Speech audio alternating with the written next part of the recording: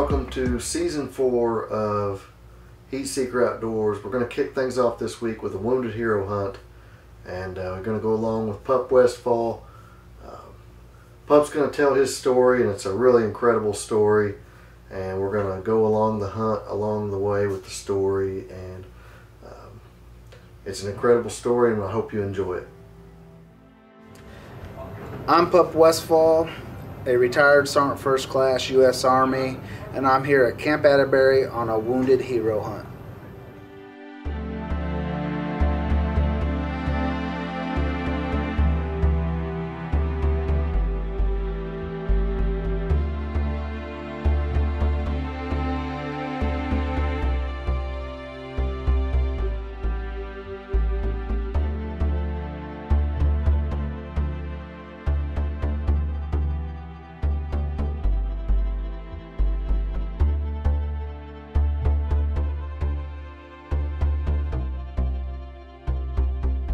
I want to discuss a little bit of what brought me to Camp Atterbury to hunt with the Wounded Heroes, and that started back in 2010 after my 4th combat tour.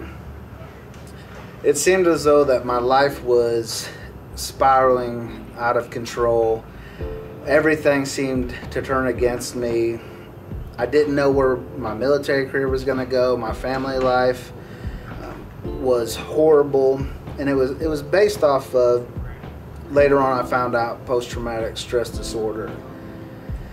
And in 2010, I had decided that I could no longer live with the guilt, the pain that I felt inside, and also with losing my wife and children to a divorce.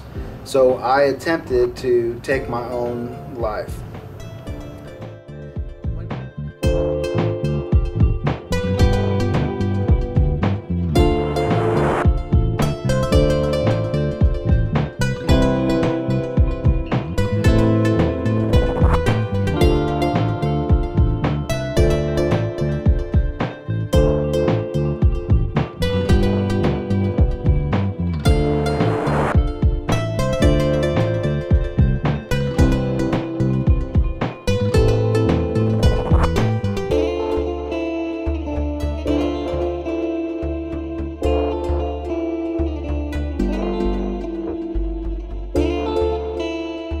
I decided I was going to take all the medications that the military had given me to help control my post-traumatic stress disorder, help me sleep, medicines like that, pain medicines, whatever it was, whatever I had available. I decided I was going to just take all these pills, go to sleep, and I'd never have to wake up again.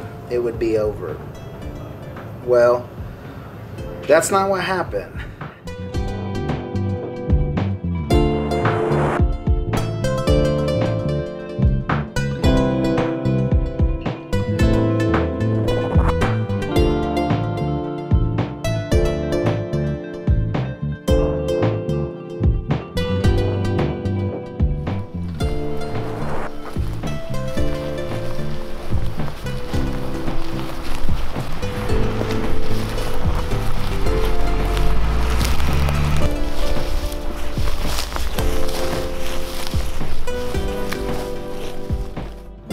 In 2011, the Army put me into the Warrior Transition Unit. In the Warrior Transition Unit, they gave me, I was there about 6 months, and I went through the MEB process, which is your medical board, and they decided they were going to retire me from the U.S. Army, medically retire me, and that's what happened. Well, for the next couple years, I was struggling, still struggling, especially with PTSD, and like I've said, the loss of, my wife and children. And I didn't have anything that could take the place of the adrenaline rush that you get in combat, or even training on a Army installation, or if you're in the Air Force, Marines, that type of training that you get, that adrenaline rush. I couldn't find it. So I decided I was going to seek out a way to help me mentally and emotionally, and I decided I was gonna hunt.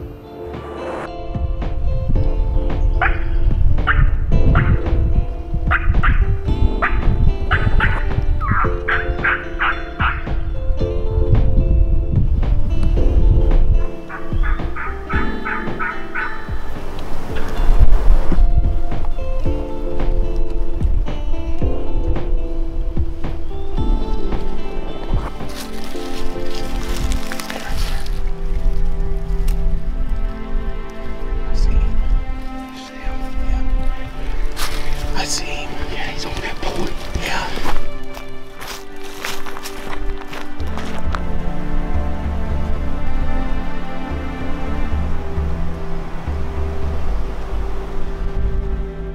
Turkey hunting has saved my life, and I don't think people really realize what I mean by that when I tell them that. It truly, honestly did.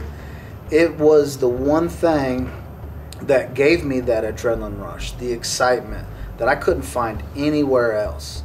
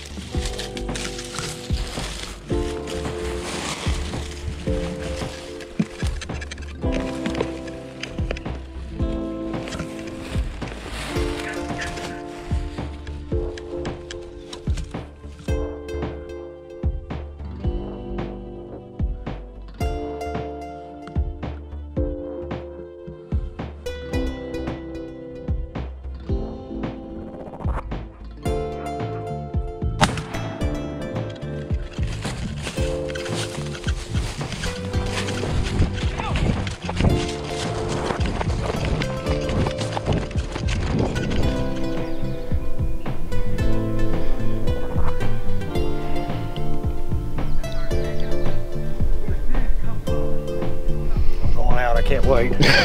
I've seen you walk long enough. You got enough damn footage.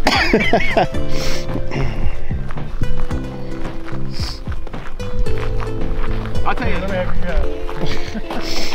I tell you, this is how I knew. No. Hey, this is how I knew it was about to. Man, I hope I didn't ruin it by moving my truck. Well, I was thinking that too, but The only thing that would have ruined it was your phone ringing again. That was the only thing. Let me see. We'll throw him down here. We're gonna get some good pictures. No, Tyler's like, let's just stay a little bit longer.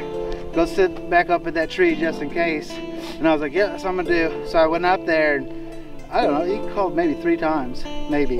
I mean, I didn't see him at all. Yeah. I looked up and his gun was ready. I'm like, oh. Yeah, because all he was poking, I could just see. Yeah, he didn't want to come over because he couldn't see hens. Yeah. So then he started making some noise down below. That made him come up a little bit more. He was strutting and everything, and then I was like, I gotta take the shot, because if he goes any more to my left, I'm not gonna have a shot. And if he goes back, I'm not gonna have a shot, so. All right, well, we're with our friend Pupp here, and day one, how long do we hunt? Oh, 15 minutes. No, actually we did some scouting earlier. Didn't get on a bird. We got on a bird in probably half an hour, right? Yep. Maybe 30 minutes. Yeah. So the footage is a little weird, but we kind of had to break up. When we found this bird, he was in the middle of a field, and there wasn't a good way to get to him. So Tyler and Pupp broke off, and John and I stayed back, and hopefully it's all on the GoPro. And it was fun. Me and John was a little bit shocked when we heard the gun go off. We're like, stunned. Was that us?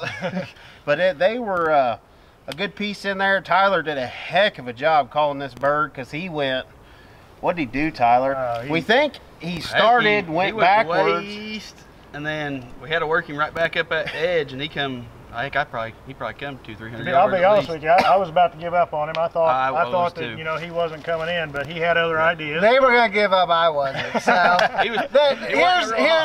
here's what really happened. Here Okay. we go. It was on the ridge. I had to make a decision whether to sit there all day and listen to these guys complain, or bust through the wood line. Me and Tyler found a deer trail, made our way up to a point that cut back in. I sat up on a tree. Tyler was back maybe 15 yards from me and started calling. We heard the bird gobble a couple times. Then he sounded pretty far away, and I went back down to Tyler, asked him what he wanted to do. We kind of devised another plan just in case, and Tyler said, well, let's just stay a little bit longer, head back up to your tree, have a seat, and we'll see. And that's what I did. And it wasn't a minute later. I mean, it really wasn't. Like, I was sitting there, you know, trying to get comfortable, and Tyler was calling this bird. I could see his head pop up over this little ridge line, which is a road, and he just kept. He was straddling the opposite side of the road. I think the east side of the road from us, and then he finally he came in range to where I had a decent shot and whooped him hard. You know what I mean? And laid the smack down. That's right. That's what Leroy say. Whoop him hard, make him sweat, baby. Well, thanks for being with us, and congratulations, Pup, man. Awesome job. Appreciate it, buddy. Good Thanks, job, guys. Tyler, Yep. calling. Thanks. And I'm just glad to see these wounded vets get out here and be successful and have a good time with us. And that's what it's all about. We've had a blast all day. Been picking mushrooms, sitting through debriefs and Safety briefings. and everything What are we else. gonna do next couple days, Pup? Well, we're gonna go for morels. I'm gonna hit an antique shop. And hey, if you guys follow me, Pupp, on YouTube, it's at Life, Liberty, and the Homestead. You can find me there. I doubt they'll put a link to me, but that's all right. You can still find me at Life, Liberty, and the Homestead. We'll get you a link on there. Yeah, we'll get a link on it. All right, well, we hope you guys enjoyed this one, and we're going to get this bird taken care of and see if we can go get him some morels. And I think I got to get up early to cook breakfast now that we got Absolutely, mushrooms. dude. That's right. Thanks for joining us. Thanks, guys. So, fast forward to 2021 here at Camp Atterbury. I was invited by Sergeant Major to come on a hunt, and I did a hunt 2 years ago. It was a deer hunt, and I enjoyed it. I lost my wallet. Sergeant Major razzed me for like half a day about it. Told me he was going to tie a ID card around my neck like we used to do to privates when they would lose their ID cards. But he invited me to come back to the turkey hunt. And as soon as I got here, Sergeant Major, he remembered me from 2 years ago, shook my hand, welcomed me. It was amazing. And these other guides, I mean, there was, like I said, people I hadn't seen in 2 years as far as guides, and shaking hands, welcoming. So Camp Atterbury, the Wounded Heroes Hunt, is an amazing opportunity for Purple Heart veterans, and they do allow, on occasion, if there are slots available, to other individuals that had served in the military that do have a disability. Like myself, I don't have a Purple Heart. And it's one of those events that you'll never forget. It doesn't matter if you get a deer. It doesn't matter if you get a turkey. As for myself, we began hunting on Thursday at 2 o'clock, 1400, and by 1645 we had called in a bird, and I had harvested, tagged out for my hunt here at Camp Atterbury with my guide Tyler and John. They were amazing. Had Josh, he was filming the hunt, and you'll see some of the footage, and unfortunately Josh couldn't follow me to where Tyler and myself were going, but we got it done, and I decided I wanted to stay around for a couple extra days and have that camaraderie. Again, it's hard to find anywhere else, because a lot of people haven't experienced what I have experienced in the military. We all have our own story, don't get me wrong, and whether you've served or not, we all have experiences that other people don't have. But the one great thing is when you come to something like this here at Camp Atterbury, you get to be around people that have similar experiences to what you have. And it makes you feel at home. It makes you comfortable. You can tell your little war stories and, you know, embellish them and all you want, you know. It's just a great opportunity. It's a great time. And if you're able to come to Camp Atterbury and enjoy that experience, I hope you reach out to Sergeant Major and Camp Atterbury, to the Wounded Heroes. If you're unable to attend, if you could even donate to whatever fund that they have available, it would be greatly appreciated, because on this hunt I believe we had 11 veterans that came out here to hunt, and Sunday is the last day for these guys to hunt, and it's Saturday afternoon now, and we still got guys going into the woods, and it's raining out here right now, and these guys are in the woods trying to get it done. So if you can help support them, you know, you really don't understand what it means to somebody like myself. Hang on, say hi. Hey, say hi. That's our Mobley. He doesn't believe us, but there's a dead bird in the back of this here truck. All right, we're gonna look. All right, let's go look. That was it. Hell yeah. Congratulations. I bet she's got 27s, 24s. Just a hair over an inch. We say 1 1/16. It doesn't have millimeters on it, huh? Yeah, 26. 26, yeah, yeah. 10 inches. Everybody got out. 10 inches, sweet. inches. There you go. You got a scale? You really don't understand what it means to somebody like myself. You know, the thank yous are great. We do appreciate them, but getting to do something like this, I mean, there's not even words that I could ever express to thank not only Sergeant Major, Camp Atterbury, all the guides. I don't have any words that will tell you how much I do appreciate it, and hopefully with a smile and a handshake, everyone understands that I do appreciate it.